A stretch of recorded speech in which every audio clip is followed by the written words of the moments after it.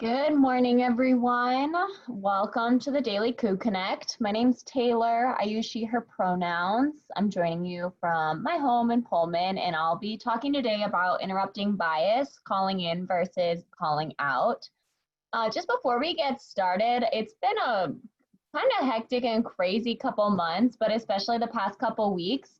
So if y'all are comfortable, I'm just wondering if we could do a quick check-in, if you could share in the chat on a scale of 1 to 5, how you're feeling today. 1 being, not so great, been better, and 5, feeling good, thriving.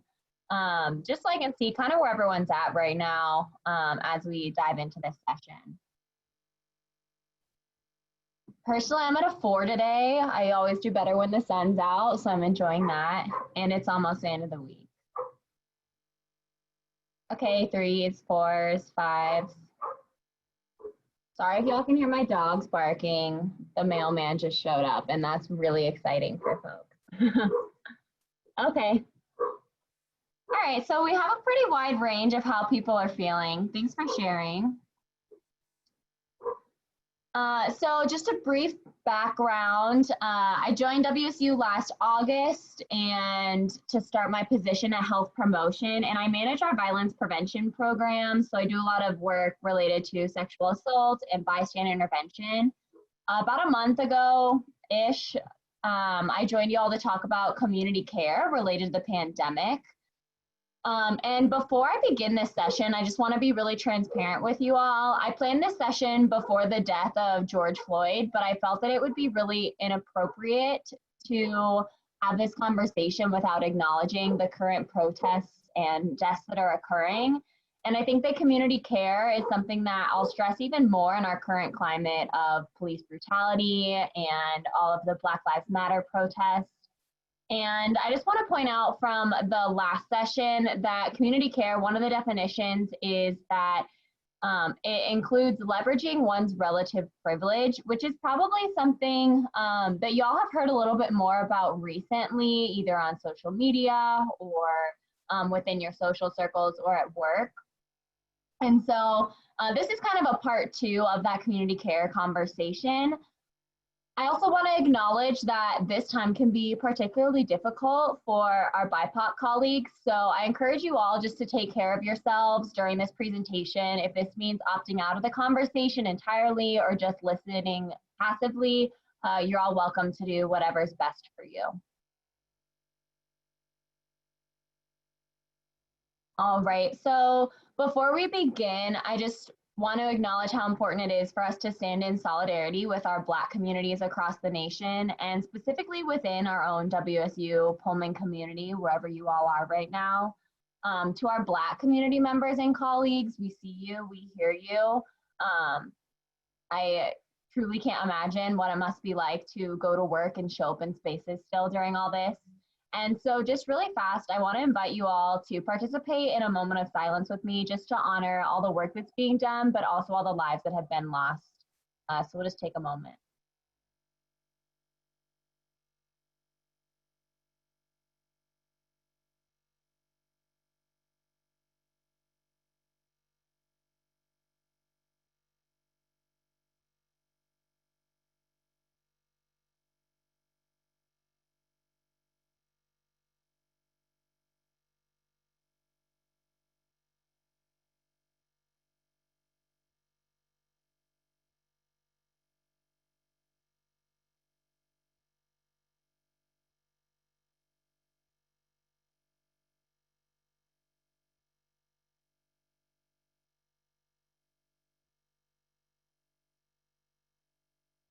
All right, thank you.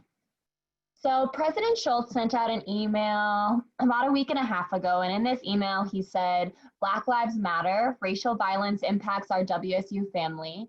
As an intellectual community committed to learning and seeking truth, we must reflect on our own failures individually and collectively.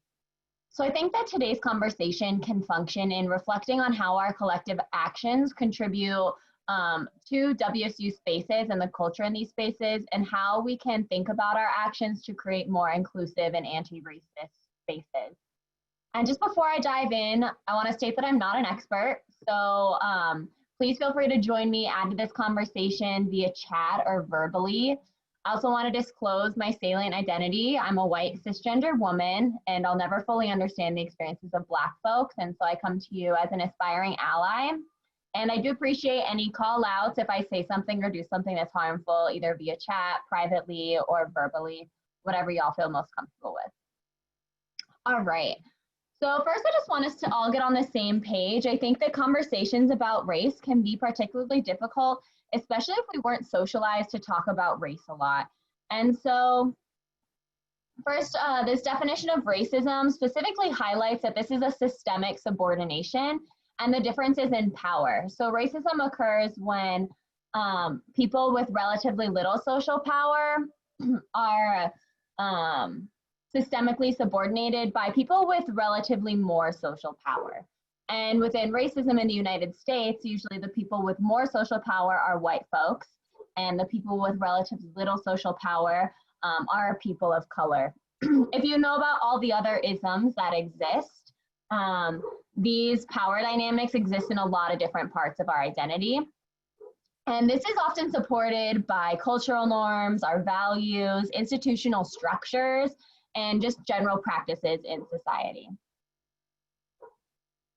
So individual racism, on the other hand, is the beliefs, attitudes, and actions of individuals that are supporting that racism. So we want to think of racism as that systemic subordination and individual racism as things that we as individuals might be doing that perpetuate that racism.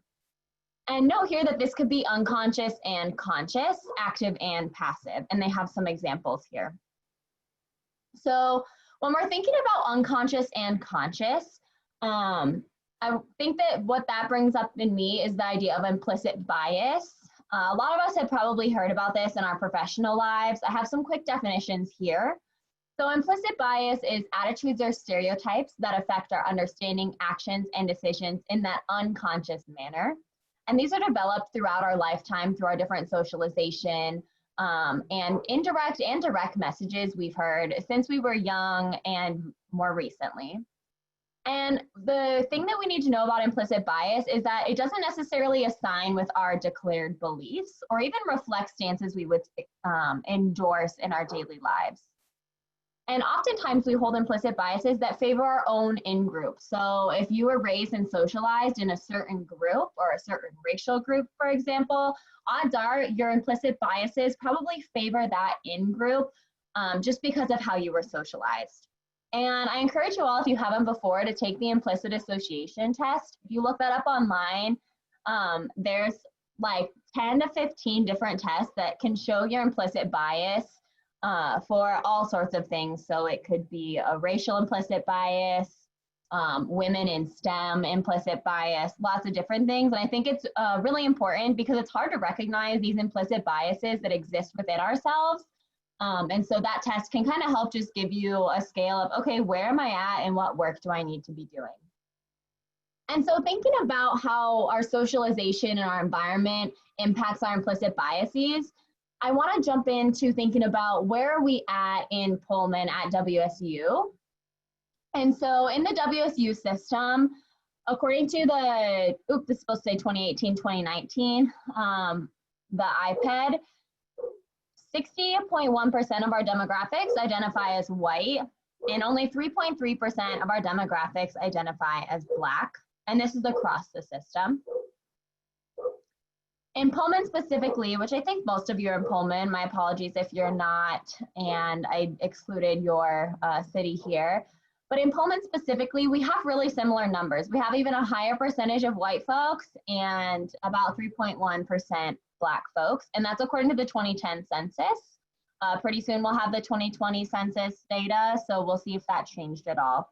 And so I just want to point this out because given what's happening socially right now with the Black Lives Matter movement, and then also our individual experiences and where we fit in on this demographics and where we are, that can really impact how we view things, the people we're interacting with. And so I just want to make sure that we're pointing that out, that WSU is a primarily white serving institution. So going back to that idea of implicit bias, it can often be an unconscious manner, favor our own in-group, and it's developed through direct and indirect messages. So I just want you all to think really quickly about those direct and indirect messages we've been hearing, specifically about people of color, about Black folks. So just think, and it can be different for everyone. So think about when you were a child, what did you hear? What's in the media now? And think about how that might be impacting those unconscious thoughts and stereotypes and attitudes. And you can do this with all different identities of folks. I really want to focus on race today, just given the current climate. And so I want to bring this back to the idea of community care and think about how can we better practice community care, caring for our community as a whole, by calling in or calling out our friends, family, community members, and colleagues who might be saying or doing things that are causing harm or that might be being oppressive. And sometimes these things are unintentional, right? If we think about implicit bias, it might not be something that we know we're doing that's harmful. And so I want to think about calling in or calling out for those times. I also want to recognize that racism can absolutely be a conscious and active action. A lot of people can sometimes intentionally say or do very harmful things, and that's not necessarily what we're talking about today. I really want to focus on that unconscious manner. So I think that a lot of the work of calling in and calling out is the work that aspiring allies do. I learned this term really recently. Allyship is a verb, as I'm sure we've all know. And aspiring allies really recognizes that you're going to make mistakes, you're going to be imperfect, and the only way we can improve on our allyship to different groups is to be called in or called out and constantly readdress our own biases and our own impacts. So I'm going to play this quick video clip of calling in versus calling out. I think it's really helpful. Let me go ahead and readjust my screen for y'all. It is kind of loud, so I'm going to try and adjust the volume, but if there's issues with it, go ahead, just type in the chat and let me know.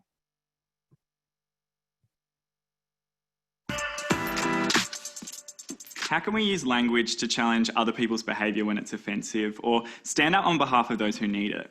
Unfortunately, we're going to find ourselves in situations where someone's being prejudiced or harmful towards a group or person, and whether that's being racist, sexist, homophobic, transphobic, ageist, ableist, or prejudiced in some other way, it's important that we can let that person know that their behaviour is not okay. Yeah, what we're talking about is calling someone in or calling someone out based on their behaviour. Let's discuss the difference between calling in and calling out.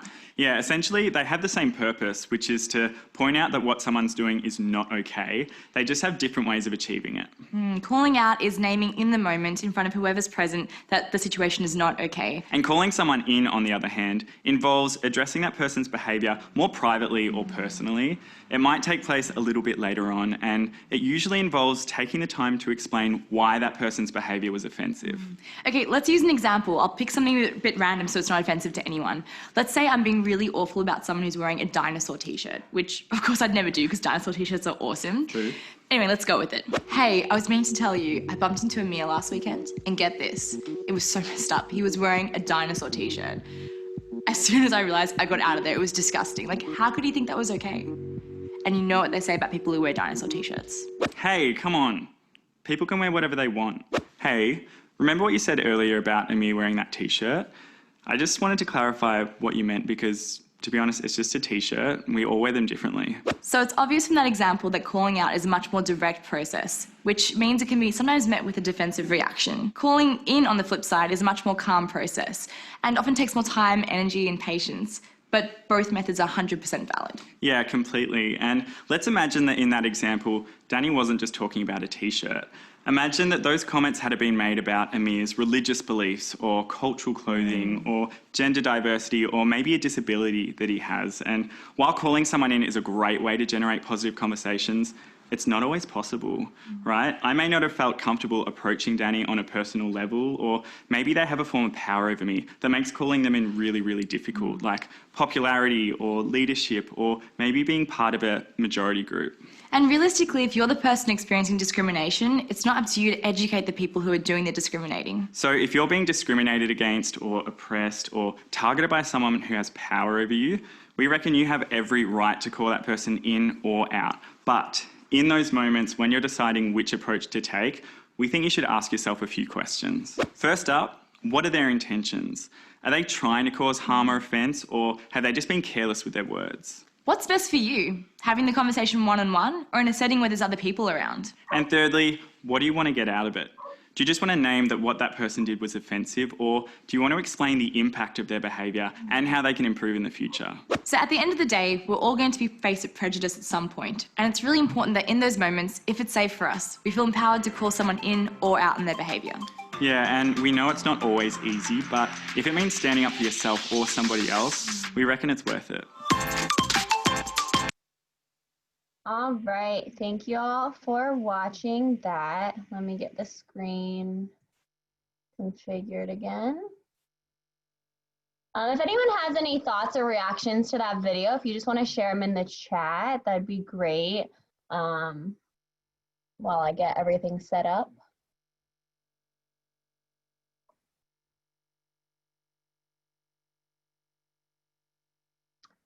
All right. So just to kind of summarize what they talked about in that video is the goal here is to change problematic behavior, right? To let someone know, hey, what you're doing was harmful or oppressive. And that's the goal for both calling in and calling out. But they really are two different things because they can have different impacts and they can also feel really different when you're doing them in person. And so we'll start with calling in. Calling in can sometimes include more compassion and patience. So maybe you're talking to someone privately and you're really having that more intimate one-on-one conversation. You also have the ability to delegate. So a lot of times we don't necessarily feel comfortable calling someone in. Maybe we don't know them very well. Maybe we feel really harmed by their actions and don't want to confront them, and it's not our responsibility to do so. So maybe we call on a friend who's in that situation and say, hey, can you go and talk to this person afterwards? Like, that wasn't cool. And it also has the potential to include that educational component. So when I talked about aspiring allyship, this is really where that comes in, right? If someone comes up to me and is like, hey, what you did was kind of harmful, I can be, thank you for telling me. Can you please explain that more to me, or tell me how I can better, word that, or what should I do differently, and have that conversational component where you can really figure out what was it that was problematic about that behavior and how can you improve going forward.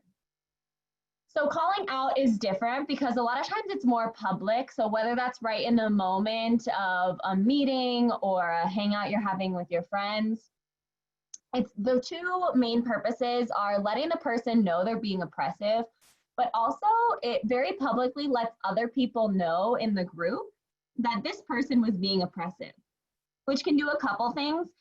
It's good because then you're setting that culture of the group, that tone of the group that, hey, we don't really accept these things happening here. That's not cool. That's not the kind of place we're in. That's not the culture we have. And it also increases accountability. So now all the other people in this group can help hold that person accountable and others accountable in future instances where something similar might happen. And I also want to acknowledge that call-out culture kind of has a bad rep. I know that call-out culture is something that's pretty popular in the LGBTQ community, but also a lot of communities when we're thinking about feminism and different things. And so while it does have a bad rep sometimes for calling people out and kind of losing them as allies sometimes or pushing people away, it can also be really important and really powerful. So I do want to validate both of these behaviors. So right now I want to have a discussion. Feel free to talk verbally or just share in the chat on what might be a barrier to calling someone out or calling someone in. Why might you not want to do either of these? So say you're in a group situation and someone said something problematic. What might be something that makes you not want to call someone out?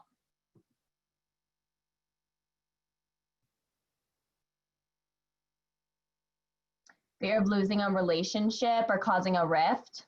Yeah, yep, you don't want to lose that friendship, or maybe, you know, they're a colleague and so you have to work together.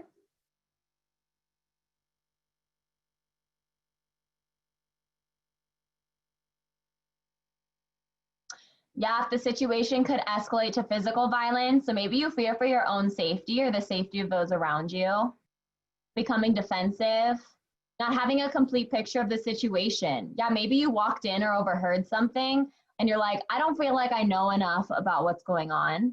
Disturbing the peace. Yeah, I'm definitely, if you take those like conflict management tests or whatever, I'm on the avoidance side. So this is definitely something that's a challenge for me.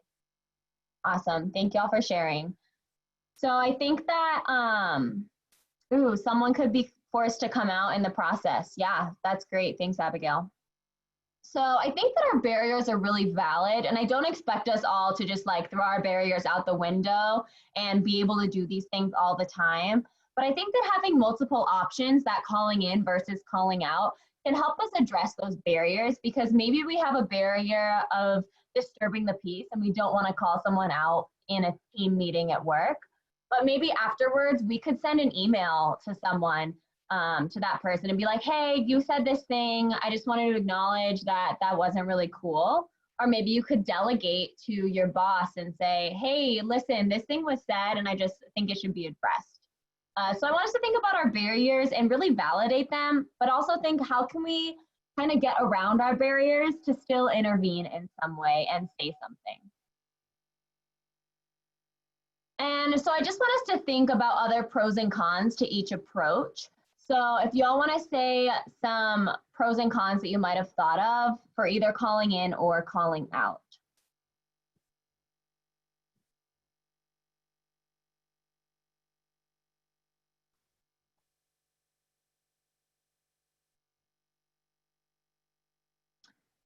You could educate a whole group by calling out. Yep. And that's thinking about that culture, right? If you're in a work meeting and something problematic is said, if you're calling in, that's really great on that one-on-one, but now maybe the whole group thinks that that's okay. So calling out might be the better option there. Mm-hmm.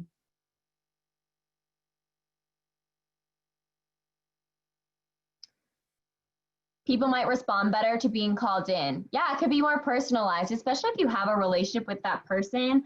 It feels less embarrassing. Not that that's always a pro, but a lot of times the things that we say and do, according to our implicit biases, are unintentional. And we think about that intention versus impact. Sometimes the impact of things that we say and do can be really harmful, even when we intended it to be good.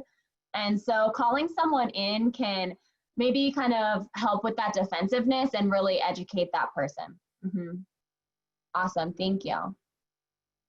Yeah, more compassionate calling in. So now I want us to practice calling in and calling out with just 3 quick scenarios. These scenarios aren't perfect, so just wanted to say that before we get started. And when I show a scenario, what I want us to do is in the chat, let us know whether you would choose to call in or call out the person, and maybe a quick explanation of what you might do. So how might you call them in? What might you say if you call them out? And go ahead if you feel comfortable just sharing that with us. So the first one, while standing at the buffet at a department catered event, you overhear someone ask a colleague of color for more coffee. So might you call someone in, call someone out? And if you choose to call someone out, what words might you use?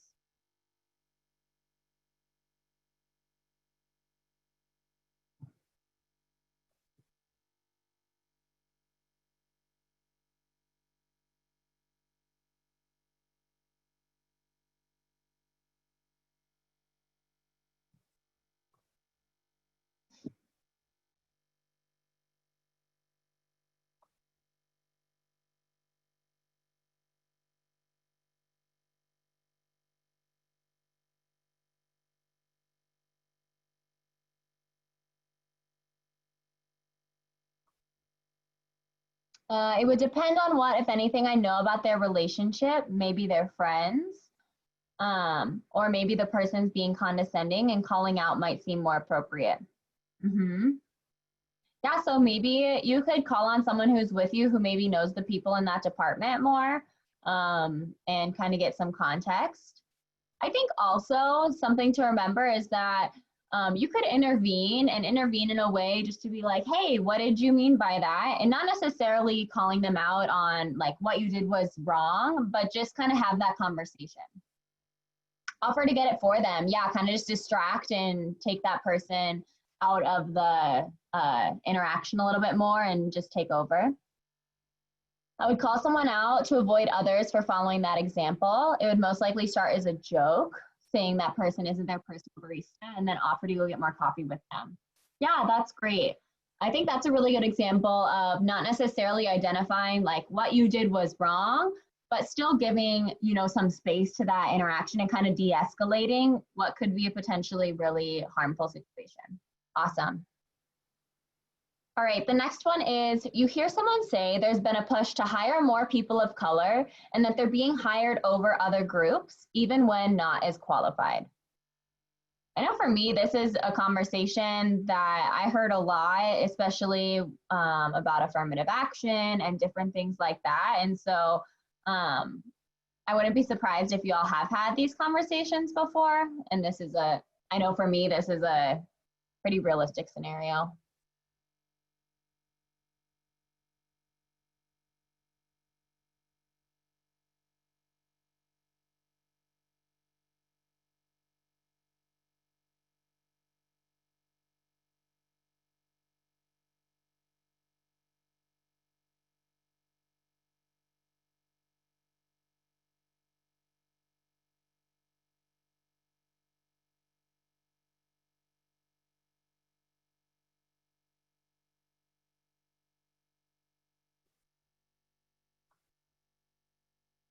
Calling out, ask where you're getting your information from. Yeah, kind of fact check them. Be like, oh, like, where did you hear that? What do you mean by that? Yep. Is there documentation? What supports that view? That's awesome.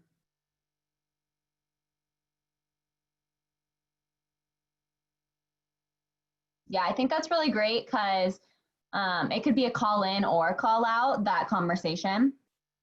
Call in and tag someone else in, go to HR, whoever does the hiring, to talk to the person or make the statement to our area to get rid of that notion. Yeah, so maybe you're on a hiring committee and the chair of the committee could make a statement, kind of address, hey, I've heard this going around and I want to kind of, you know, set the tone. Awesome. And I think that's a good one to delegate because maybe someone else will have more power than you to actually step in and do something. And the last one, you overhear a faculty member complain that Serena is too abrasive. Nobody is going to want to work with her unless she learns to tone it down.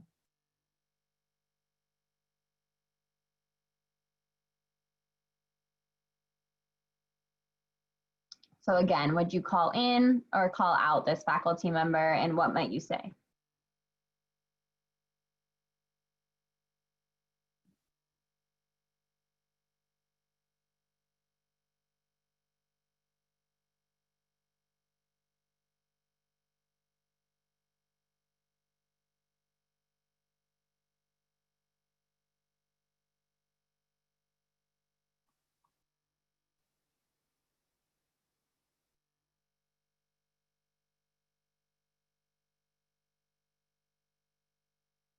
Calling out, ask if the person has talked to Serena about this in person.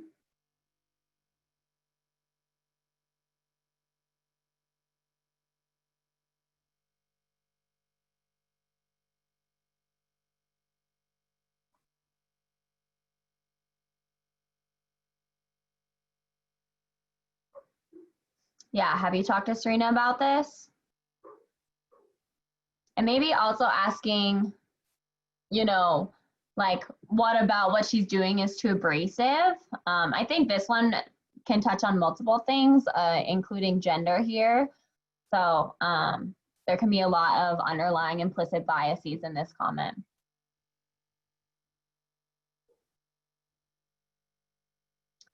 Yeah, ask them to describe what they mean by too abrasive, right? Like, what does that mean? What exactly was she doing? Awesome. So I just wanted to have this conversation today to kind of continue on that idea of community care, but also how we can hold ourselves and our colleagues, our friends, and family members accountable when we say something that might be harmful or oppressive, and ways that we can do that to kind of go around our barriers while still addressing them. So I hope this was helpful, and you can all join again tomorrow at 10 a.m. with Loving Kindness Meditation with Cassandra Yarlin. Thank you all so much for joining. Have a lovely, Thursday today? Thursday. Bye.